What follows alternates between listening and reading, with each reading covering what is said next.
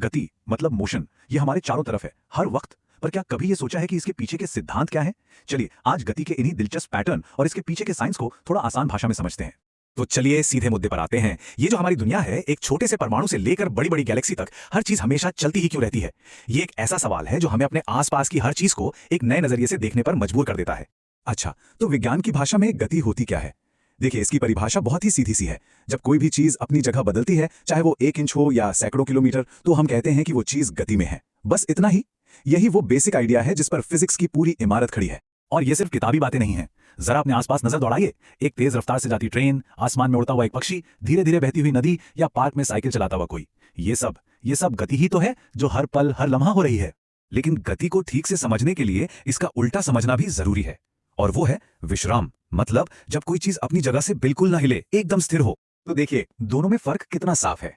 एक तरफ एक कार है जो चल रही है, मतलब समय के साथ उसकी जगह बदल रही है, और दूसरी तरफ एक मेज है जो विश्राम में है, जहां थी वहीं है। एक गतिशील है, दूसरी स्थिर। बिल्कुल सीधा सा कॉन्सेप्ट है। चलिए, अब जब हमें मोशन और रेस्ट का फर्क पता चल गया है, तो थोड़ा और गहराई में चलते हैं।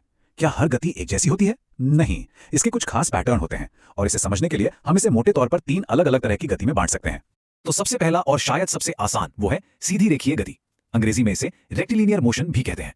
जैसा नाम वैसा काम। बिल्कुल, जब कोई भी चीज एक सीधी लकीर में चले, बिना दाएं बाएं मुड़े, तो बस वही है सीधी रेखीय गति। समझ लीजिए, पॉइंट ए से पॉइंट बी तक एकदम सीधा रास्ता। जरा सोचिए, हाईवे पर सीधी चलती हुई कार, या 100 मीटर की रेस में भागता हुआ एथलीट, यहां तक कि हाथ से छूटकर सीधा नीचे गिरता हुआ पत्थर, ये सब सीधी रेखीय गति के परफेक्ट एग्जाम्पल्स हैं। ठीक है, तो सीधे रास्ते की बात तो हो गई। अब आते हैं दूसरे टाइप पर, जो गोल गोल घूमती है। इसे कहते हैं वृत्तीय गति। इसमें क्या होता है कि कोई भी वस्तु एक गोल रास्ते पर चलती है, और चलते हुए बीच के एक पॉइंट से उसकी दूरी हमेशा एक जैसी, मतलब बराबर रहती है। एक फिक्स्ड पॉइंट के चारों तरफ गोल गोल घूमना, यही है वृत्तीय गति। और ये भी हमें हर जगह देखने को मिलती है। सोचिए, छत वाले पंखे के ब्लेड्स, या घड़ी की सुइयां जो टिक टिक करती रहती हैं, या वो बचपन का खेल याद है जब रस्सी से पत्थर बांधकर गोल गोल घुमाते थे। ये सब वृत्तीय गति ही तो है। और अब लिस्ट में तीसरे और आखिरी मेन टाइप की बारी है। यह है आवर्ती गति। आवर्ती गति का सीधा सा मतलब है दोहराना। कोई भी ऐसी हरकत जो एक फिक्स टाइम के बाद बार बार होती रहती है। इसमें एक लय होती है, एक फिक्स्ड पैटर्न होता है। जैसे पार्क में झूले पर झूलता हुआ कोई बच्चा, आगे पीछे, या पुरानी दादाजी वाली घड़ी का पेंडुलम जो लगातार एक तरफ से दूसरी तरफ घूमता रहता है। अरे, सिलाई मशीन की सुई भी तो ऊपर नीचे एक ही तरह से चलती रहती है। ये सब आवर्ती गति के उदाहरण हैं। तो हो गए 3 टाइप, सीधी, गोल और दोहराने वाली। सुनने में तो सब बड़ा साफ साफ लगता है ना, लेकिन क्या असल दुनिया इतनी सीधी सादी है? अक्सर चीजें इतनी सिंपल नहीं होती, बल्कि मिलीजुली होती हैं। तो सवाल यह है कि क्या ऐसा हो सकता है कि एक ही चीज में एक ही टाइम पर एक से ज्यादा तरह की गति हो?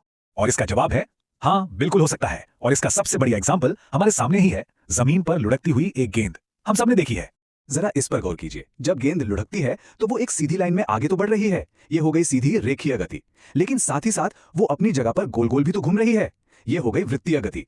मतलब एक ही चीज में दो दो तरह की गति एक साथ। है ना कमाल की बात? तो अब तक हमने क्या समझा, गति क्या है, इसके 3 मेन टाइप कौन कौन से हैं, और कैसे ये आपस में मिल भी सकते हैं। अब इन सब बातों को जोड़कर पूरी तस्वीर देखते हैं। असल में हमारे आसपास की दुनिया इन तीनों गतियों, सीधी रेखीय, वृत्तीय और आवर्ती, का एक मिला जुला खेल ही है। ये सब अक्सर एक साथ काम करती हैं, एक खूबसूरत डांस की तरह।